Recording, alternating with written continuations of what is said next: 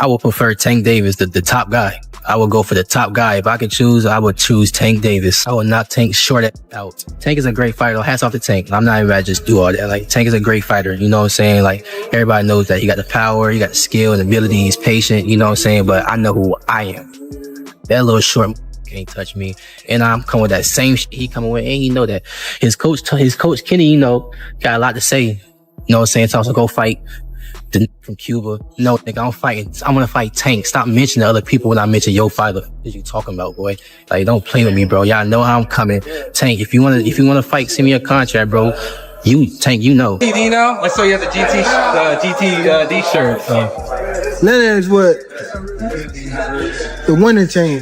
Tank, you want to mention that you wanted to fight in Chicago. That was one of the most likely places you wanted to fight in. Do you still want to fight in Chicago? Yeah, for sure I'll fight in Chicago. Yeah, I'll fight in Chicago. Yeah. What made you want to say Chicago of all places? Chicago beautiful, man. Besides the bad stuff that they promote, but it's a beautiful city. I've been to Chicago before. Downtown is beautiful. You know what I mean? Actually, it's big, fashion big in Chicago, you know what I mean? So, Chicago is definitely a beautiful city that I would like to fight in, for sure. Tank, you got a message for Floyd. He seems to kind of be hating on you too close about the fight being canceled and things like that. Any message for Floyd? We did it. Gervonta Davis has just shocked the boxing world with a major announcement about stepping away from the sport. But what's turning even more heads is what happened next. Instead of standing by his star fighter, promoter Leonard Ellerbe made a move that many see as a direct betrayal by aligning himself with Davis's longtime rival, Keyshawn Davis. Yes, you heard that correctly. So the big question now is this. Does this unexpected decision signal the collapse of the Tank Ellerbe partnership? And could this mark the end of an era that once dominated boxing headlines? Let's dive into what's really going on. Yes, that's true. That's true. That's true. I call it as I say. Stay quiet. Yeah, it's like, no, he's doing that thing. Thank you, Lana. Yeah, he's doing that thing. Let's start with Gervonta Davis, because his decision to step away from boxing sent shockwaves through the entire sport. This isn't just any fighter calling it quits. Tank is the kind of star who filled arenas and turned knockouts into a signature performance. With a perfect record, highlight reel finishes, and non-stop storylines both inside and outside the ring, Davis has been one of boxing's biggest attractions for years. He became a central figure of the modern era, someone fans tuned in for every single time. That's why his retirement announcement caught everyone off guard. Supporters, critics, and even fellow fighters were stunned. Almost no one saw this moment coming. What changed? What made this shit trash, garbage? If you got the opportunity to sign a prospect for GTD, who will be? Gervonta, something should have happened during this time, because when I saw you at the Frank Martin press conference, it looked like you were like the talks about retirement was not even discussed at this moment, and now it's something you keep on repeating. Is it just because obviously what you've done through boxing since you were a kid and everything? Fed up with the Where's Calvin Ford? Is Calvin Ford or Leonard Ellerbe usually they're around to? You think you might be gaining love for it though? You never know. Like like you said, you got to walk today. Let's be honest. There are plenty of people who believe this might not be a permanent goodbye. Some think it's just a pause, with a dramatic return somewhere down the line. But regardless of whether this retirement sticks or not, one response immediately grabbed everyone's attention. That reaction came from Leonard Ellerbe. I'm very, very confident Tank beats all those guys. All those guys. You name, any of them you name, Tank can beat them. Where would a fight with like a Devin Haney or a Teofimo Lopez sort of sit on the grand scheme of his schedule? I don't think that you can put a timeline on that kind of stuff, because the big fights happen when they really make sense for both sides. And, I know the fans get a little impatient at times, and that's understandable because they don't really understand how the business goes. Tank's coming off of a fight where, he's made tens of millions of dollars, and Tank alone has been generating, 8-figure revenue every single fight. Tank makes you an offer. It's probably not going to be what you expect, because you get paid on what you kind of weigh. Tank is here, and the other guys are there. And I'm solely talking about generating the revenue. Leonard Ellerbe wasn't just another name attached to Tank's career. He was a central figure, someone who stayed close and played a major role behind the scenes. Even after Gervonta Davis separated from Mayweather Promotions, Ellerbe remained a constant presence, standing alongside him through every phase of his rise. Tank decides to do what he wants to in certain fights. We can you have a big bet on that fight. Most definitely. When the very public split between Gervonta Davis and Floyd Mayweather happened a few years back, Ellerbe appeared to take Tank's side. He helped guide him through the business side of boxing and made sure his momentum didn't slow down. From the outside, their bond looked solid, almost unbreakable. Or at least, that's what everyone believed at the time. Opinion, Tank is the best fighter in the entire world. He's got another terrific opportunity on June the 15th to go out there and show you guys why he's the top dog. Just out of curiosity, bro, he said that Floyd was kidnapped by the Abu Dhabi folks. Any comment on that? And again, like I was just saying, again, Tank's that guy. And for all the guys out there in the weight class and around the weight class, he's coming to get each and every one. Jump ahead to the present, and that connection suddenly doesn't look as solid as it once did. What many thought was a strong alliance now feels more like a carefully crafted image. Ellerbe wasted no time shifting gears and aligning himself with Keyshawn Davis, and that quick move raised eyebrows everywhere. This doesn't come across as a routine business decision. To a lot of people, it feels far more personal than professional. Boxing legend Leonard Ellerbe got fans out here. Oh man, People love seeing you. Like I love seeing you. thank you. I appreciate that. What's going on with Tank Davis? He'll let you know when he's gonna fight. Well, I mean, you're the man that knows. Will there be a rematch with Ryan Garcia? I mean, that fight did such good numbers. He will let you know when it's that time. Do you like that fight though? Because you kind of get to pick and choose. Do you like a Ryan Garcia rematch? Tank will let you know what he's doing. Tank will let him know. Well, when can we expect him back? 2024? Yeah. All right, cool. All right, thanks, Leonard. Peace. Here's where things get interesting. Keyshawn Davis isn't just another prospect being added to a roster. He's a driven, ambitious young fighter who's still growing, but already shows serious potential. His talent is obvious, and he's quickly earned attention as one of the most promising rising names in boxing today. But here's the twist. His history with Tank isn't exactly friendly.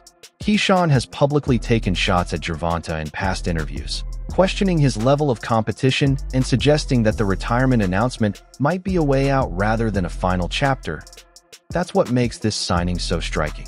It feels less like a routine career move and more like a statement, almost as if Ellerbe is saying, if Tank is done, I'm already backing the next star. And when you factor in how quickly this all happened, the timing feels far too perfect to ignore. Some confusion. Is Tank a Mayweather Promotions fighter still? Is he not? What is his his involvement with Mayweather Promotions, or is it just all still PBC, Al Heyman? Yeah, Tank is not signed to Mayweather Promotions. Okay.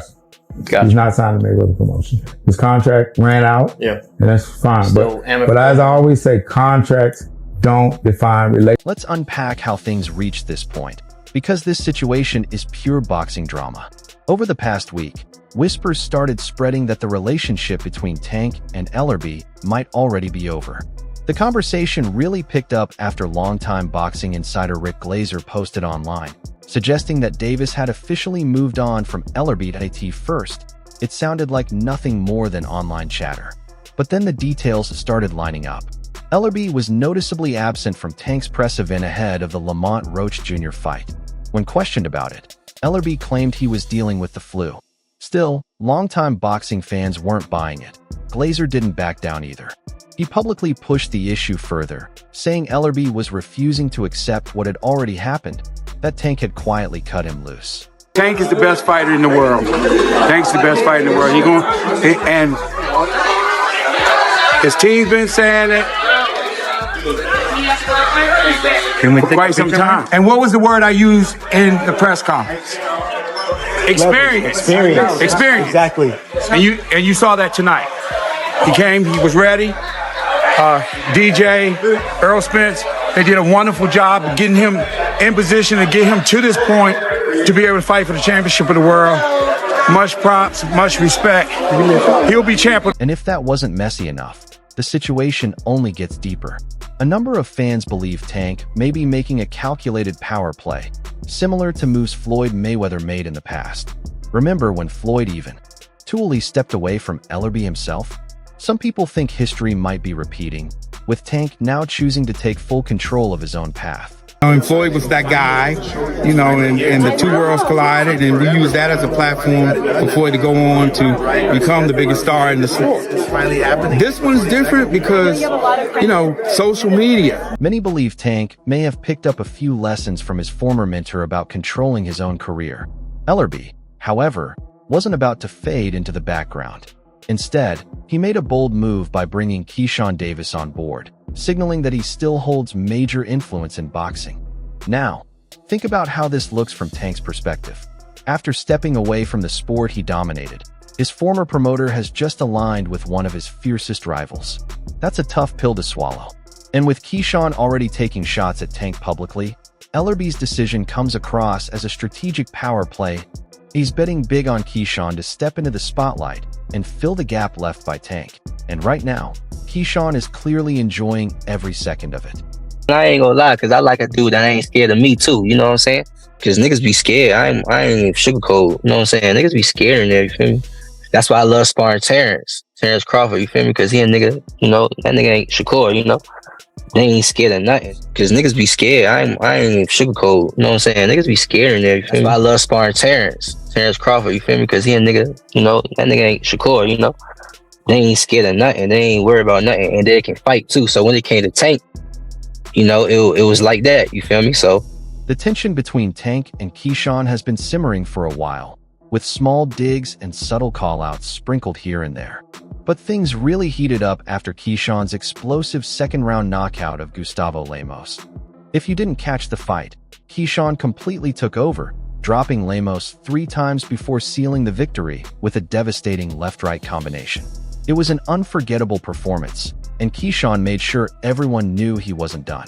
He used the post-fight spotlight to send a direct message to Gervonta, openly throwing some serious shade. As he put it, "Hey, Gervonta, knock knock." A world title, but also we gonna come back to Norfolk, man, so y'all don't forget about me. Y'all keep supporting DB3, but a world title is definitely gonna be next 2025. We got big plans for everybody in the boxing world. Hey, Gervonta, knock knock.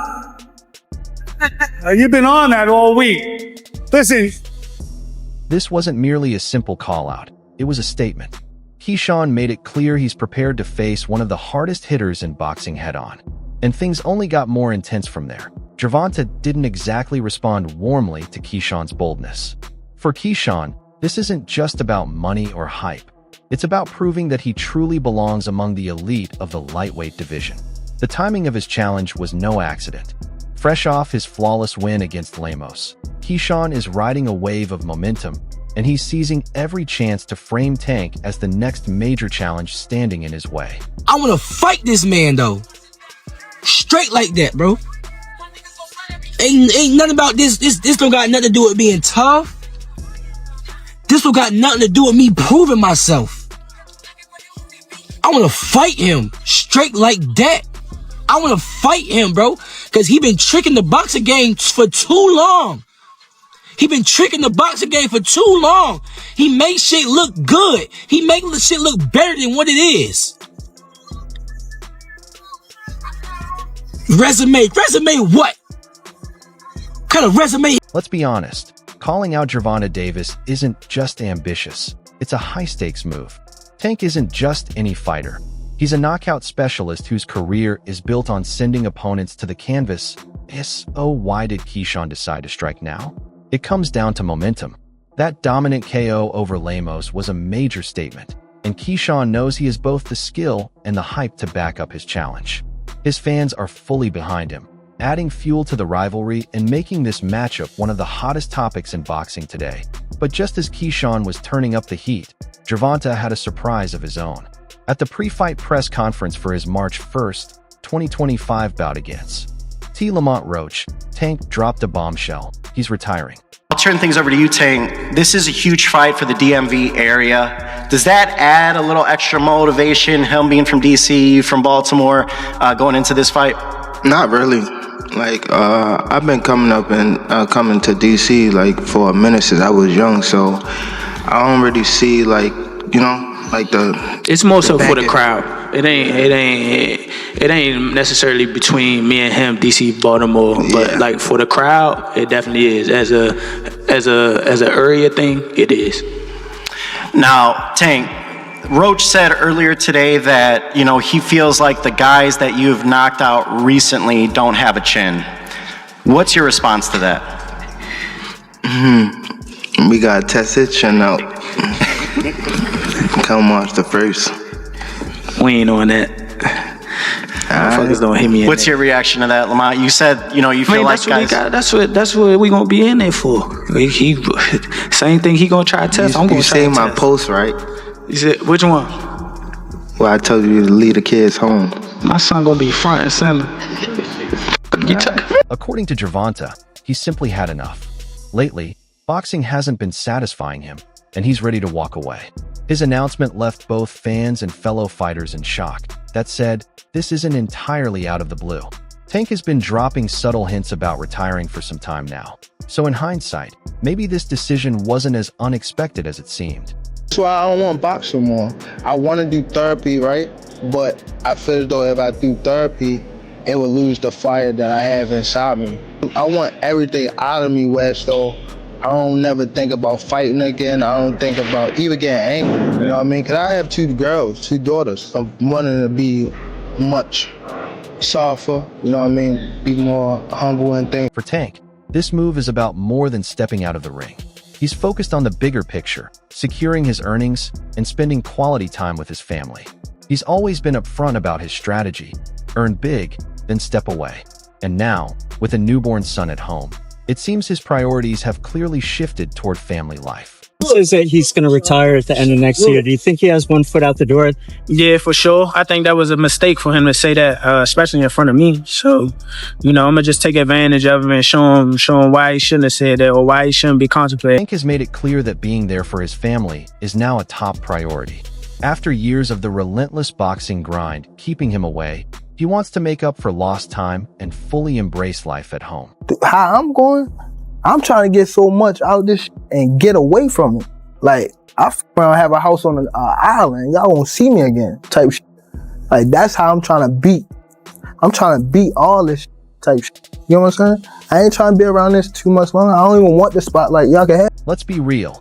Tank has already achieved everything he could in the ring. Multiple titles, an undefeated record, and a reputation as one of the hardest hitters in the sport.